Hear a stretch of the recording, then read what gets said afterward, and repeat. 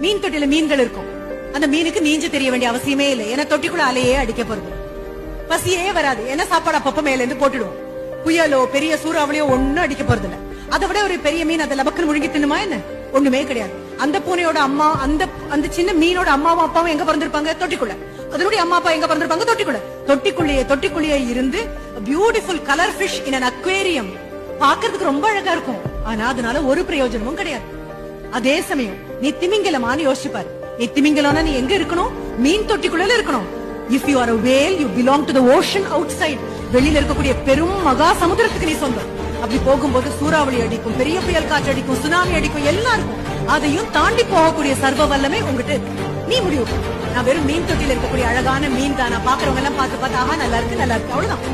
வேற ஒரு கொண்டாட்டமும் கிடையாது. அதே சமயம் உலகத்துடைய மிகப்பெரிய ஜீவியான திமிங்கலமாக மாறும்பொழுது எல்லா பிரச்சனையும் வரும். ஆனா எதை பத்தியும் கவலை கிடையாது.